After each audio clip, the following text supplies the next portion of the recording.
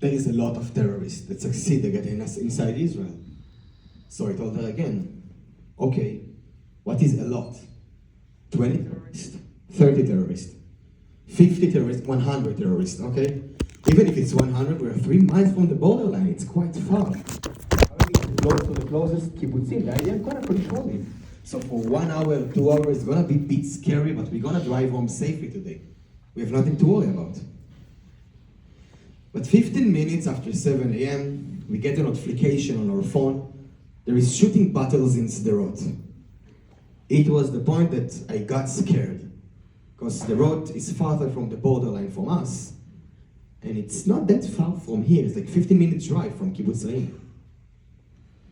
After 2 minutes, we started to hear shooting from the north of us, and it's getting closer real fast. And then it's from the south, and it's getting closer real fast, and then it's from the east. And it's all around us, and it's closing on us real fast. 7:22, it's the last text message that I texted to my mother that day. She asked me if I'm afraid, just like that. She texted me, Omer, are you afraid? And I answered her, afraid? Mom, I'm terrified. There is shooting all around us. It's closing on us. I'm a lot more than afraid.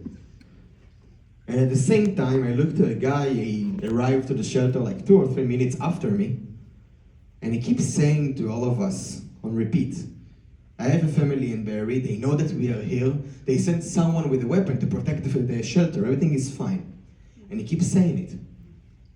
After 30 minutes, I looked at him, and I asked him, like, what is going on, bro? Is he coming? Is he not coming? He's on his way for 30 minutes? Checked it, we need to know. And then he looked at me and he told it only to me. He looked at me and he told me, no one is gonna come. And I asked him why. And he told me, because Be'eri is full of terrorists. And it was the moment that I realized that it's only a matter of time. Because Be'eri is the closest kibbutz to here. Probably most of the shooting that we hear is from Be'eri. 7:28, it's the last text message that I saw in my phone at that morning. One of my friends texted in one of the group chats a funny message. He texted to me, don't be a coward, beat them with the dance force with a lot of emojis of the dancer. Very funny story, it's a very funny message. And I want to text him like, listen, this is very funny, but just for you to know, this is very scary here. And I don't have enough time to click on the send, because someone yelled from outside, get inside the shelter, there is terrorists in the junction. He pushed all of us inside. And if I told you at the beginning we were like 7 or 10 people at the shelter, at that point we have 40 people in the shelter. I assume that most of you wasn't in a shelter close to the Gaza Strip before, but a shelter in Israel, maximum capacity is like 15 people. We were 40 people in the shelter. And when everyone ran inside, me and Kim was splitted. Me and Kim stand just on the entrance, and when everyone ran inside, people pushed me inside and jumped on me. And Kim stayed on the entrance. After 30 seconds, the first Allahu Akbar, grenade to the shelter.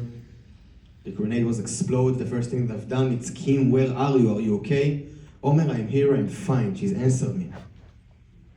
After 2 minutes, the second grenade is exploded again. I yelled to Kim and she still answered me. After 3 or 4 minutes, the third grenade is exploded. And again, I yelled to Kim, Kim, where are you? Are you okay? Omer, I'm here, I'm fine. She still answered me.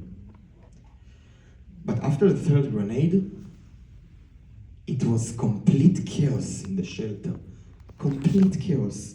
It was so loudly. Everyone is yelling, everyone is screaming, a lot of people get injured. And it started to be bodies and bodies parts in the shelter. And after the third grenade, my head was exposed. So I took the closest body and I put it on my head because I want to protect myself. Just took the closest body and I put it on my head. After a few minutes, they threw the fourth grenade. It exploded. And then I looked to the entrance of the shelter. And And then I saw legs getting inside. And I'm seeing only legs because I have a body on my head. I'm seeing only halfway. I saw legs get inside. Allahu Akbar. And that terrorist shoot on us the whole magazine inside. He went out, he threw the fifth grenade. And after the fifth grenade was explode, we saw a huge flash of a red light. It started getting really hot in the shelter, and a lot of smoke get inside the shelter. And we understand that they set the shelter on fire. They're trying to burn us alive. They put gas on the bodies in the entrance of the shelter, and they set them on fire. And if I told you that before everyone was yelling and screaming, it was very loudly, at the second they set the fire up, it was complete silence in the shelter. No one is talking anymore, because we understand what they're doing to us. It was the most loudest silence I ever heard. And after the fifth grenade, my head was exposed again. And I didn't have enough power to get another body on my head. I was very weak. I was very close to be unconscious. And I didn't have enough power to get another body on my head. So I sat there with my head exposed. Smoke started to fill up all the shelter. We barely saw something. And then I look inside the shelter, to the other side. And after 10 minutes, I saw a girl standing up from the edge of the shelter. She was with a white shirt full of blood. She walked the entrance of the shelter and she looked behind the fire. She saw people with the IDF uniforms. So she told us, it's the IDF, they come to save us, it's the IDF. Immediately, 3 girls went out. We heard a lot of shootings, a lot. One came back. And the same one that came back told us, it's not the IDF, stay in the shelter, it's not the IDF, don't go out. And someone asked her, like, how do you know it's not the IDF? And she answered me with sarcasm and she's being cynical. And honestly, I really appreciate the fact she was cynical at that situation. But she just answered him like, how do I know? I have 2 bullets in my leg, you idiot, how do I know?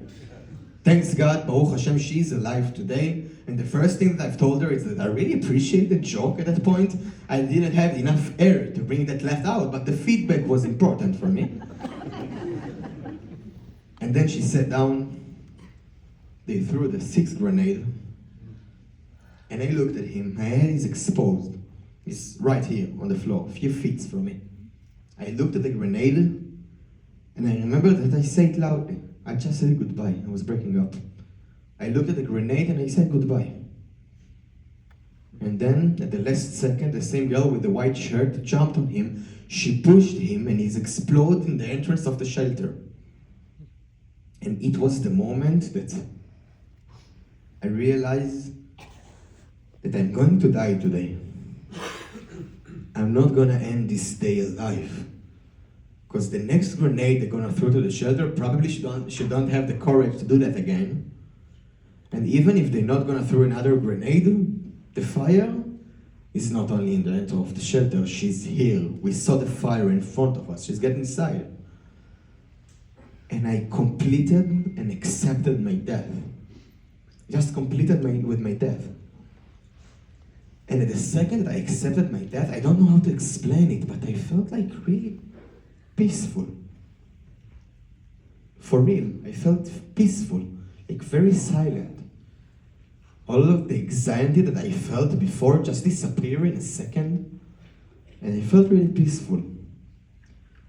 And because I felt so peaceful, nothing interrupted my brain to start thinking very clearly. And because I thought very clearly, nothing like in 1 second of an honor self and honor to my family, I decided that I'm not ready to accept the fact that my family gonna get me today, not in parts, because the next grenade gonna explode my head to parts. Not in parts and not burned. And again, I'm thinking very clearly, so I thought to myself that everyone who went out of the shelter got shot.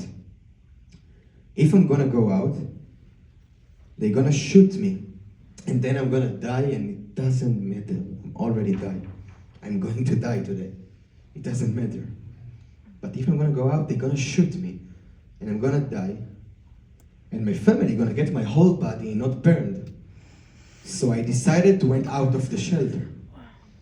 So I picked myself up, and it was very hard physically to pick myself up. I remember I was so weak and very close to be unconscious. It was very hard.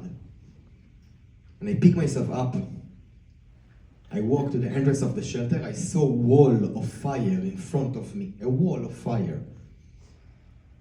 And I walked through the fire, and I stand outside of the shelter just like that. I stand and waited. I didn't thought maybe to escape or rescue or save myself, nothing. I stand and waited for them to shoot me. And after a few seconds, I opened my eyes, and I saw tens of terrorists all around the junction, some of them with the IDF uniforms, some of them with the Israeli police uniforms. A lot of bodies all around the junction, a lot. And just in front of me, like a few feet from me, 5 or 7 terrorists, they stand there with the weapons aimed on me. One of them waved with the weapon to the sky. He pointed on him and he told me, "No, come here." And then I understand that they're gonna kidnap me. One of them started to walk to me. The first thing that I've done is just peeing in my pants from fear, honestly. Or I just peed in my pants, I was terrified. And then he came to me, he took my clothes off, he left with my underwear, he tied my hand behind my back. And the first thing that I've thought about, it's no one sees that Hamas is gonna kidnap me right now.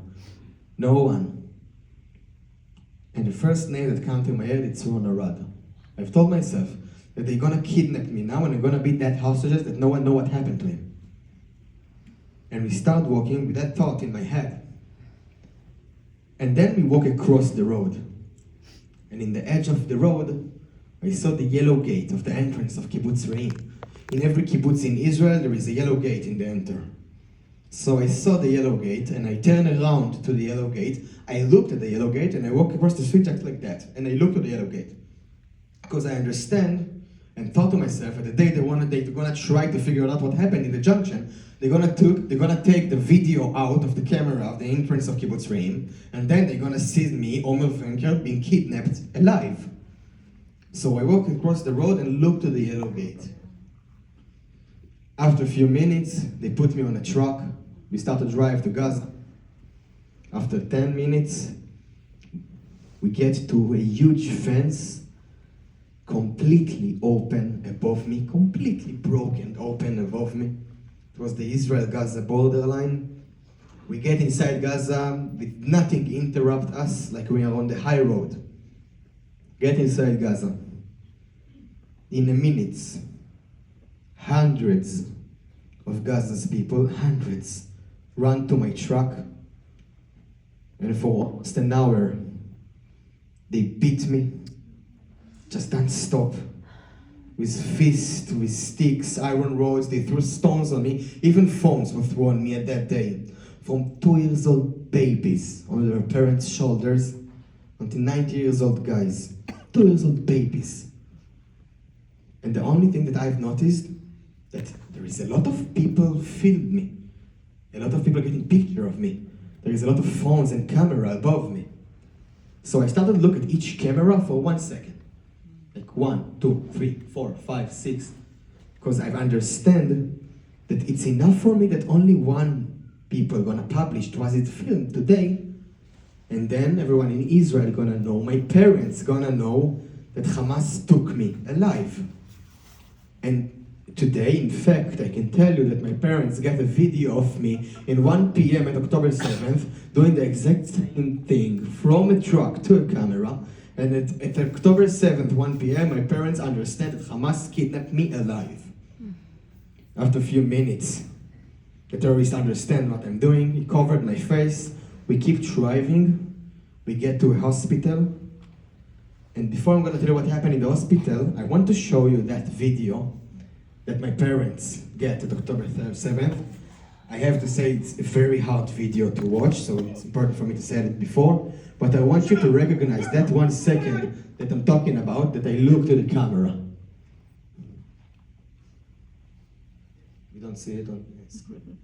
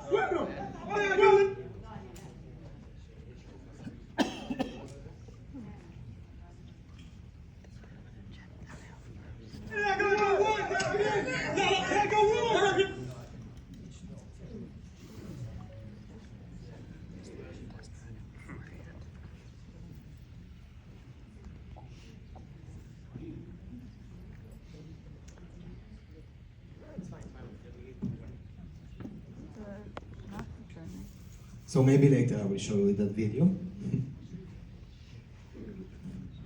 And again, after a few minutes, There it is. Okay, we got it. It was a karma. Again, it's a very hard video.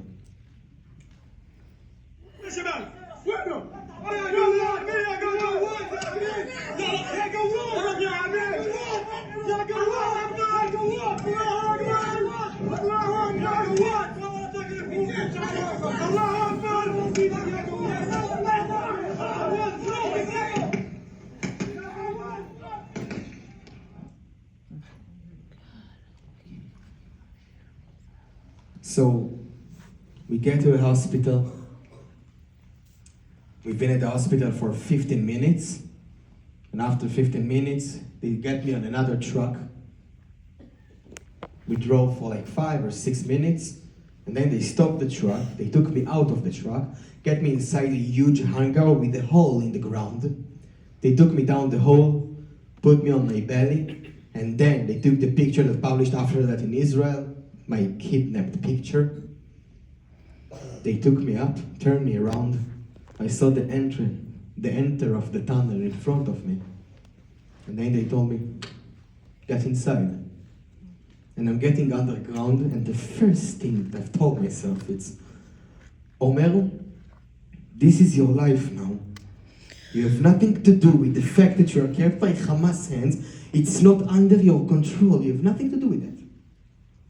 Prepare to the wars, because your family is waiting for you in the end of the road. 2 months to 15 years, go. It was the exact same thing that I've thought about. And I'm getting underground and I keep saying it on repeat in my head. Omer, this is your life now. You have nothing to do with the fact that you're kept by Hamas hands. Prepare to the wars, like a mantra. I keep saying it.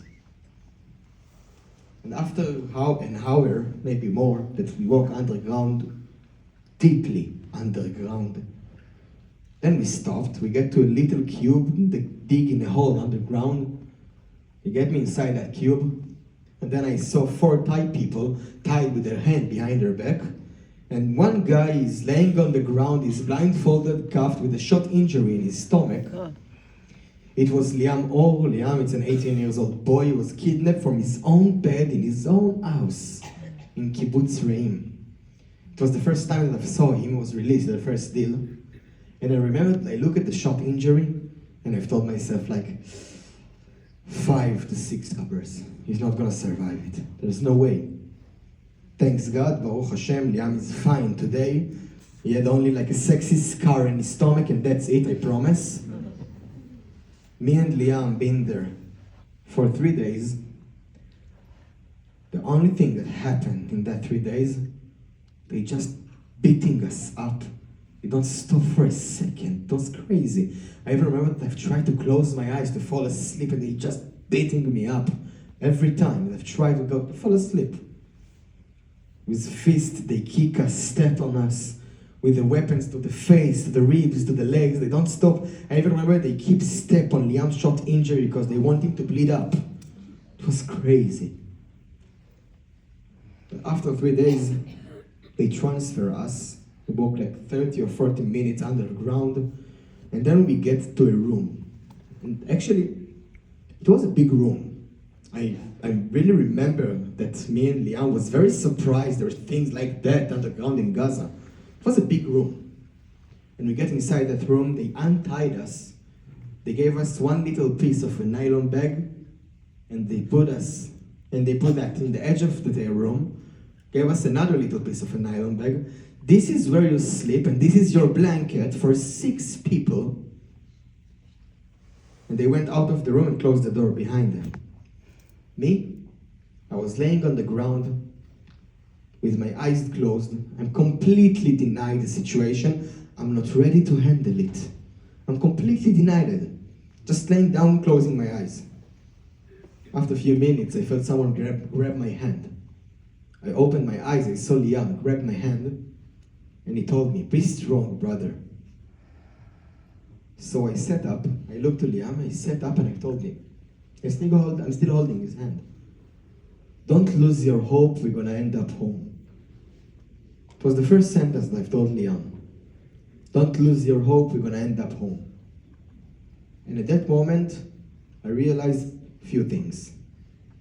The first one, if an 18-year-old boy told me to be strong, I have to be strong. Not for me, for him. I saw that as like Liam asked me to be strong because he needed that. And I realized 2 more things. The first one, I can't lose my hope. I just can't lose my hope. 2 very clear reasons. The first one, I told Liam to not lose his hope. I can't lose my hope, just unfair. The second one was because I realized that to be hopeful, 100%, no doubt about going back home, this is what's gonna make me powerful in that road. It's gonna pull me forward. To not give up. The second thing that I realized, that I have to fully believe, 100%, no doubt, that I'm going back home no matter what. Because if I don't believe in it, what am I hoping for? I can't hope for something that I don't even believe that's gonna happen. I have to believe in it first. And I understand this is the 2 things that I have to keep for all of that road, because this is what's gonna make me powerful. Gonna pull me forward, to not give up. And then, the days went by, and me and Liam kept on a very high moral. I don't know how, I don't know why, but we kept on a high moral. We would speak all the day. We sang a lot. Me and Liam we sang a lot. Me and Liam laughed all day long, I swear. We don't stop laugh for a second, it was crazy. I even remember that after 30 days, the Thai people was like, "What are you laughing for? It's not funny here. Why are you laughing so hard?" But we kept on high moral because we understand that as long as we together, we're gonna handle everything. Everything. Because we're strong together. As long as we're together, we're gonna do that easily. But after 50 days, they took the Thai people. After 54 days, they took Liam. And I stayed alone. And it was something that I was very afraid of at the beginning. And I remember that after they took Liam and they closed the door behind him, I thought to myself that this is the recipe, this is the way to get crazy real fast. Real fast. And I had to do something with myself. I had to take care of myself to not get crazy. So the first thing that I've decided, just to start walking. So I was standing up and walking for 8 or 10 hours a day. Just walking in circles in the room. After 2 days, I get really bored. It's very boring. Try it at home, it's very boring. So I told myself, okay, I had to do another thing with myself. And I decided to practice a little bit. I was doing push-ups, squats, sit-ups, a little bit in the morning, a little bit in the evening. After 3 days, I get really bored. It's very boring. Try it at home, it's very boring, I swear. And then it was the moment that I allowed myself. And I'm gonna explain. Yes, Hamas took everything from me. Everything, all of my freedom, they left me nothing. In 1 second. There is one thing that Hamas can't take from me, and no one can take from me. It's my freedom to think. The freedom of my brain. No one can just turn off my brain. I'm always gonna be free in my thought. And why I'm saying aloud myself. When I come back to the sentence that I've told myself, October 7th, Omer, this is your life now. You have nothing to do with the fact that you're kept by Hamas hands. Prepare to the worst. Omer, this is your life now. This means that the only thing that I'm thinking about, it's what happened here. That's it. This is my life now. Everything that's been before October 7, it's irrelevant. What happened upstairs in Gaza, it's irrelevant. What happened in the tunnel just next to me, it's not interesting. The only thing that I'm thinking about what happened here in that room with the 8 captors behind that door, that's it. This is my life now. But again, I thought to myself that this is the recipe, this is the way to get crazy real fast. So I allowed myself to start thinking out of captivity. And I figured out really fast that if I'm thinking about my past, it's getting me weaker. Because I'm very missing to my family. It's painful for me. It dragged me down. It's getting me weaker. But if I'm thinking about my future, it's something to hold on about. It's pulling me forward. It's making me powerful. It's really something to hold on about. So I started thinking about my future and planned my life in 1,000 scenarios for so specific details. I've thought about everything, I swear, about everything. Trips that I'm gonna do with my family, trips that I'm gonna do with my friends, parties that I'm gonna be in, parties that I'm gonna organize with myself. I was restaurants manager before captivity. I have in my brain something for like 200 meals for 12 different restaurants that I invented from zero in captivity, I swear. I thought about everything. When I'm gonna be retired, if I prefer to sell Maccabi Tel Aviv on basketball or play golf in Caesarea. I thought about everything. And it made me like feel like really strong because I didn't thought about the things and planned my life as something that I'm never gonna live. I thought about the things as something that I'm going to live 100%. And then the days went by, and I'm 10 days alone, and 20 days alone, and 30 days alone, and I'm not getting any weaker, the opposite. I'm getting stronger. But in 2nd January 2024, after 32 or 33 days alone, one of the captors got inside, told me to stand up. We went out of that room with a narrow tunnel that was in the edge of the room. We walk a few feet, we cross a huge iron door. After the iron door, we take the left turn and then the right turn and we stop. We walked like 40 feet. And then I turned around, I saw someone come with a lamp. Someone come with my mattress, trying to clean all the sand from the floor. And someone started to dig a hole in the edge of the tunnel. And I realized that they're gonna transfer me here. And when I'm telling you here, I'm talking with you about narrow tunnel. The width of the tunnel was 3 feet. Actually, I've checked it. This is exactly the width of the tunnel. If I put my back on one wall, my finger touch exactly the other wall. You ask yourself, why did he check that? Because I knew I'm gonna do lectures in the future. I've told you, I thought about everything. So I wanted you to know what was the width of the tunnel, so you're welcome. I'm not crazy, I swear. The width of the tunnel was 3 feet. The length of the tunnel was 26 feet. There is a mattress in the center of the tunnel. 8 feet from my head, it's a hole for my needs. And I'm not allowed to go around the corner. And they closed the door. And I thought to myself, this is what's gonna break me. This is what's gonna break me. There's no way I can handle that conditions. And after a few hours, the next time they opened the door and get inside the tunnel, I saw terrorists that I never saw before. He was with a mask.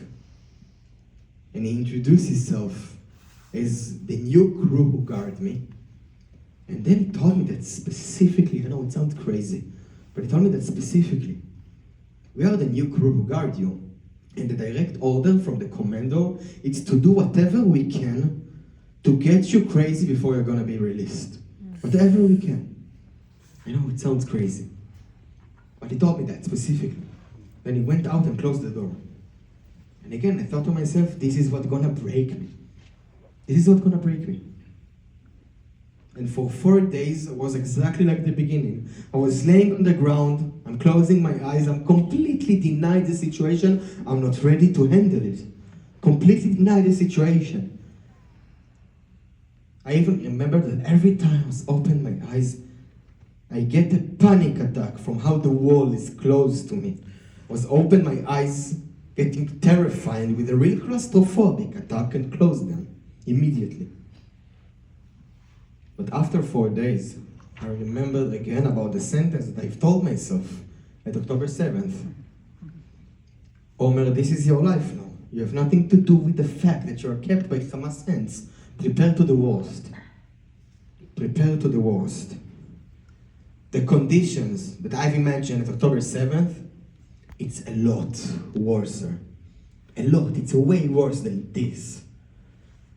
So, shut up. Just shut up and say thank you. You eat every day and not every 3 days, say thank you. You have water here the whole time, say thank you. They're not beating you up 24/7, say thank you. You opened your eyes, you have light in the room, you see something, you thought you're gonna be in the dark, say thank you. You're asleep on a mattress, say thank you. In the first 50 days you slept on the ground. You are alive after October 7th. You went out of that shelter alive, say thank you. And in 1 second I changed my whole perspective and I stopped looking about what I don't have and how miserable I am. And I started looking about what I do have and be really thankful about it. And it gave me a lot of power. Because imagine it for a second. Me, sitting there in that narrow tunnel, I barely eat, I barely drink, I'm not talking to anyone, I'm completely alone. And I'm thankful. For real. I'm purely thankful. And it gave me a lot of power, making me powerful. And then the weeks went by. And I'm 70 days alone, I'm 80 days alone, 100 days alone, 120 days alone, and I'm not getting any weaker. Again, the opposite, I'm getting stronger. Because I'm full of hope, I'm full of belief, I'm thankful. And as the day went by, I get really proud of myself.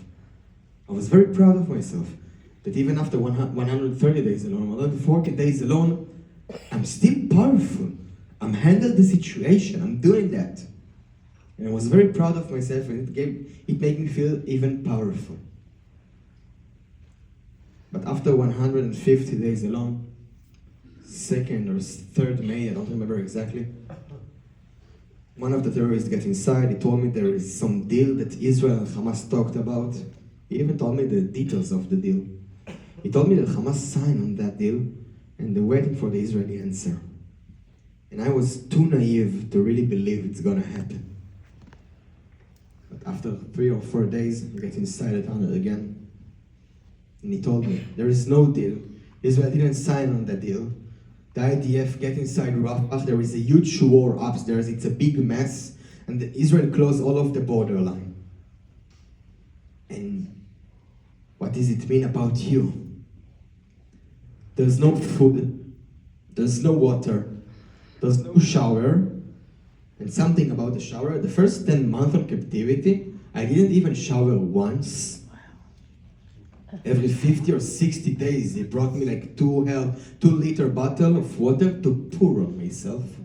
Without soap, and not every time I even change my clothes. But even that, I'm not allowed to get anymore. And then he told me that specifically, again, I know it sounds crazy, but he told me that specifically. And I'm gonna do whatever I can to make you as miserable as you've been before. And he went out and closed the door. And for a month and a half, he started to starve me on purpose humiliate me, abuse me, torture me, mentally and physically, and almost abandon me. Every time you get inside the tunnel, he was welcomed me. He was cursed and was spit on me. Every time that you get inside the tunnel, he waited behind the corner. He told me to turn around, and then he put me food on the floor and went out. When I turned around to the food, I saw between half pita to pita, you know what is pita, yeah? Mm-hmm. Between half pita to pita, full of mugs, completely green, on a dirty floor, with sands, with hairs, with bugs. He started to bring me water every 4 days instead of every day. Every 2 or 3 days. He told me to stand up, to go to the edge of the tunnel, to stand above the hole, to open my eyes, to open my mouth. And then he sprayed on me the bug spray, straight to my eyes, to my mouth, all of my body. And then on the mattress, on the spoon, my toothbrush, my plates, about everything. After 2 weeks, 22nd May 2024, was my 23rd birthday. As a birthday gift, he get inside the tunnel with a huge iron rod in his hand. He ran to me. First, he hit me directly to my head, and then to my shoulders, to my hands, to my legs. He's done it for more than a week straight, few times a day. Just get inside to the tunnel with a huge iron rod and he hit me. And in 10th June, I remember it. In 10th June, it was my breaking point. I felt that even if they're gonna teleport me now to my family, to my house, I'm never gonna be a normal person anymore. I'm a broken vessel, complete broken vessel. It's very hard to say it, but I felt that they ripped my soul. They succeeded, they completely ripped my soul apart. Nothing left inside me anymore. Broken. And I decided to do a breaking up ceremony, a goodbye ceremony. Not for my physical body, from everything that I've been before, because nothing left inside me anymore. And I sat up, and I've done that ceremony for 5 or 6 hours. I spoke loudly. First, I was breaking up with myself. Then I was breaking up with my mother, and then with my father. And I remember that from my parents, it's really apologized. That I've tried, with all of my parents, I tried and I'm empty and I'm sorry. I wanted to beat them and they beat me and I'm sorry. I've tried, they succeeded and I failed and I'm sorry. I remember that I sat on the ground and I yelled, I was screaming that I'm sorry. Because I wanted my parents to hear me from here. Screamed that I'm sorry. Then I was breaking up with my brother, Ran, and then with my sister, Maya. And after 5 or 6 hours of that ceremony, I've told myself that, yes, it's true that even they're gonna teleport me now to my family, to my house, I'm never gonna be a normal person anymore. The broken vessel forever. But those 4 people that are just breaking up with them, they're gonna love me, they're gonna support me, and they're gonna accept me no matter what. And I don't need anything more than that. It's more than enough for me. Their love, their support, and their acceptance. So I've told myself, keep your head up, and even the nothing left inside you, you're gonna take to the end of the road. Not for you, you're gonna do it for them. The nothing left inside you, you're gonna take to the end of the road. And for 3 days, I was just laying on my back with my eyes open. And I've done nothing. I didn't thought about anything. I didn't felt anything. I was just nothing, completely broken on the floor. I didn't felt even like miserable or that I'm missing to my family or painful or angry. Empty. Because nothing left inside me anymore. But after 3 days, 13 June, after 250 days since October 3rd, 7th, after 197 days alone, it was my turning point. It was the day that Guy Gilboa, Dalal, Eviatar David, and Tal Shoam joined to my tunnel. And I looked at them, and actually, until that day, every time that I'm seeing them, I remind them that they are my lifeguards. Because they come at the moment that I needed them the most, when I have no longer power to pick myself up. They come and they pick me up. When I was completely broken, I looked at them and I know it. This is my turning point. My mental situation, my mental health is just going to improve from now on. They saved me. And there is a few things that are very important for me to tell you about the four of us. First, the conditions getting worse.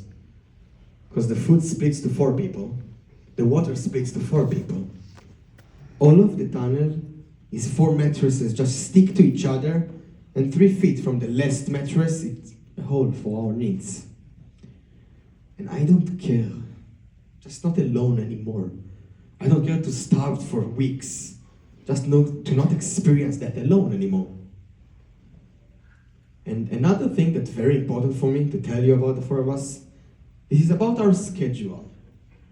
And why it's important for me to tell you about it, this is because that I want everyone to understand that even there, we are still humans.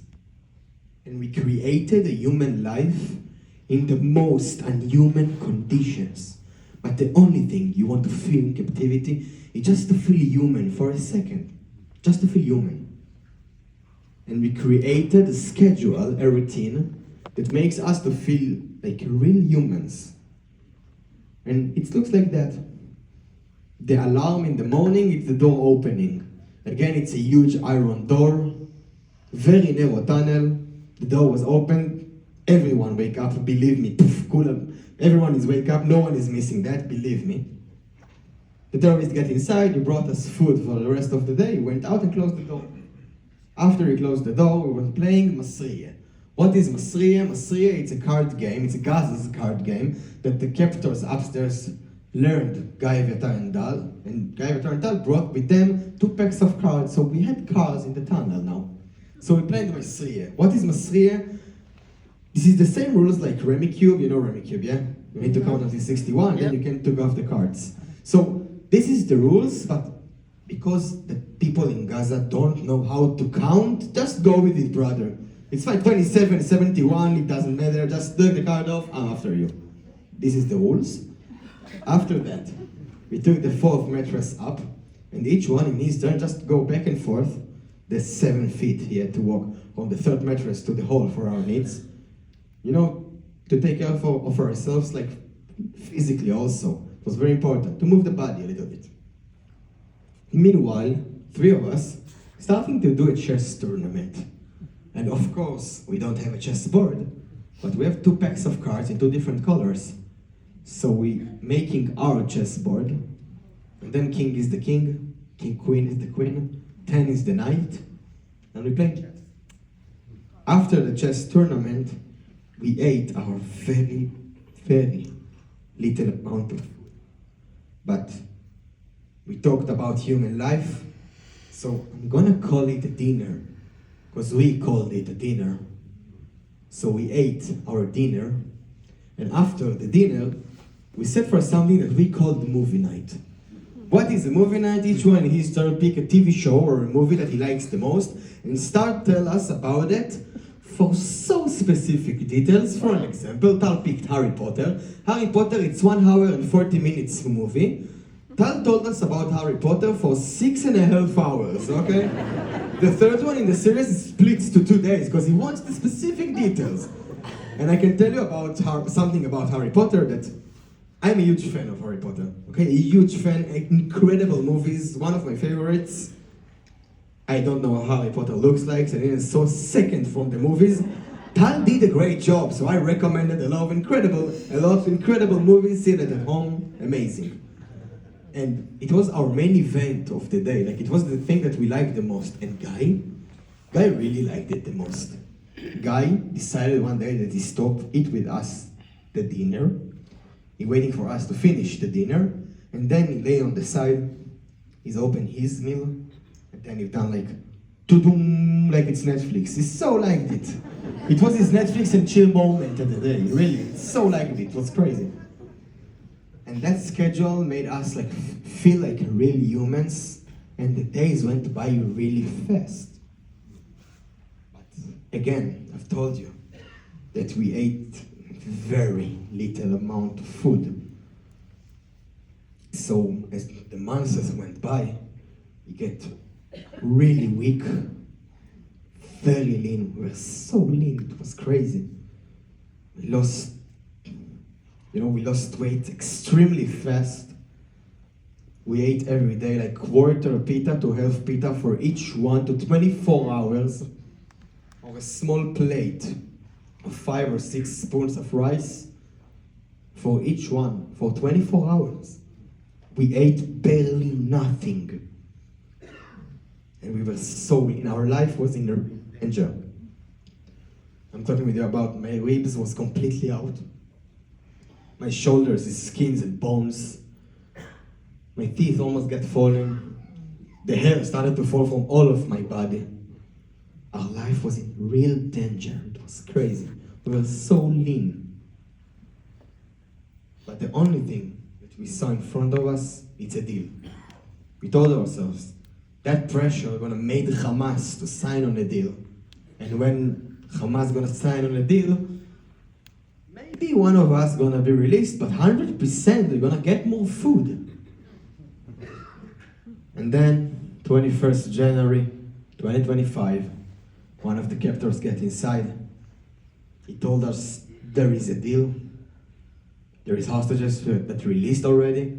There is prisoners that released from the Israeli prison and came back to Gaza. Israel opened all of the border lines and humanitarian aid get inside Gaza. And correct for that moment, there is no bombs upstairs. And he didn't told us if one of us is gonna be released. And we didn't care. At the second we heard that humanitarian aid get inside Gaza, the first thing that we asked for is like, just, can you bring us more food? Please, just look at us. We are begging you, we are starved for months, bring us more food. Look at us. And then he told us, no, I'm not gonna bring you more food. Because in case that one of you gonna be released, we need you to be very, very, very lean. So even during the deal, we ate barely nothing. We starved during the deal.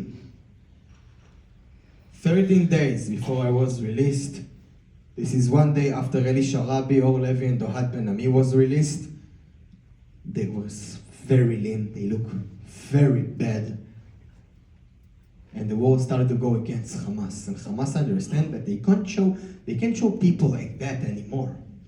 And the 4 of us looks exactly the same. So 13 days before I was released, they started feeding us up with huge amount of food, huge.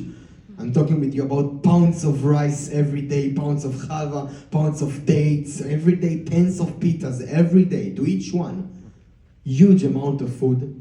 And something that's very important for me to tell you, that in that 13 days, we've gained a lot. A lot, we gained a lot. I can tell you that until the second that I looked myself at the mirror, 22nd February, the day I was released, I looked myself at the mirror at Reim base, before I saw my mother and my father, until that second, I felt huge. I felt that I'm looking very good, because I've gained a lot. And I felt that I'm really big, and honestly, I felt like a balloon. because I ate huge amount of food for 2 weeks.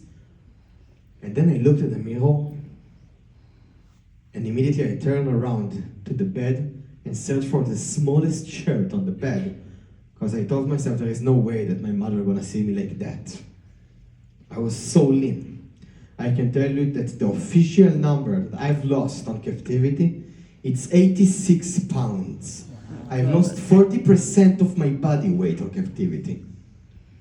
And this is after I've gained a lot. So you can imagine how lean we were 2 weeks before I was released.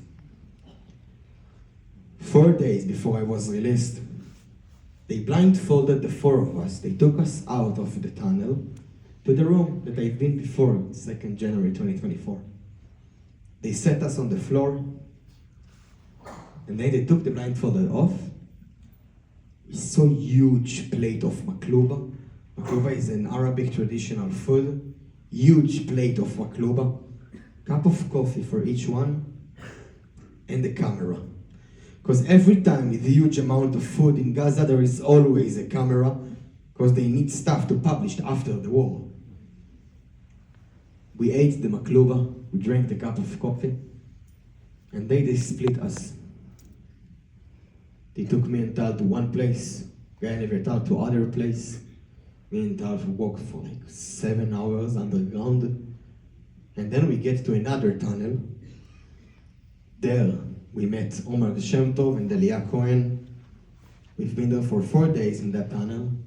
After 2 days, they took Tal to Rafah, because he was released with Avram and Gisto on the same stage. Me, Omer, and Elia have been there for 2 more days. And then it's Saturday morning. I want to tell, they wake us up, but we didn't sleep for a second. We were so excited, we didn't sleep for a second. They came to us, they brought us that stupid uniforms. They blindfolded us, and we started to went up. And then, a few feet from the exit of the tunnel, we stopped. We stand there for almost an hour. We didn't understand what happened, but we felt the outside. It was in the winter, so it was cold. We heard the rain, the cars on the road, the chickens in the morning. People talk with each other, the wind on the leaf. Finally, we heard the outside after 505 days. We stand there for almost an hour, holding each other's hand, blindfolded. Elia from the left of me, Omer from the right of me. And we felt the outside, finally. But again, we stand there almost an hour, and we didn't understand what happened. But Elia was praying Shir LaMa'alot on repeat. He doesn't stop. He's praying Shir LaMa'alot on repeat. After 1 hour, Omer joined him. He started to sing Shir LaMa'alot. And when Omer started to sing, I just screamed Shir LaMa'alot because I was so emotional. And I started screaming Shir LaMa'alot. And we found ourselves stand there, blindfolded, holding each other's hands. Terrorists from the right of us, terrorists from the left of us. Moments before we're gonna get up ground for the last time of our lives. In the middle of Gaza, we stand there screaming Shir LaMa'alot. Screaming Shir LaMa'alot. After we finished, I've told them thank you about the most emotional and powerful moment of my life. And as soon as we finished, they took us up. They put us on a van. For 6 hours, we drove all around Gaza, blindfolded. We switched 6 vans and 3 private cars. We drove all around Gaza, blindfolded. We didn't understand what's happening. I even remember that after a few hours, Omer whispered to my ear, like, dude, I don't know if you're gonna be released today. But after 6 hours, they took the blindfolded off. We saw thousands of Gaza's people all around us. Thousands. a stage, and the Red Cross van in the end of the road. And that's it. Finally, I did it. It's over. I've done it. Finally. And I felt like the victory spread all around me. Because everything that I've done in that road, now I'm figuring out that it was true. I was fully believe and hopeful about going back home. Here is the car gonna get me out of here. I prepared to the worst and I handled the worst. My family waiting for me in the end of the road. Here is the car gonna get me to my family. And then I was remembered about the second that I've crossed the borderline on October 7th. The terrorist pointed on me and put the V to the sky. This is the way I get in. This is the way I'm going out.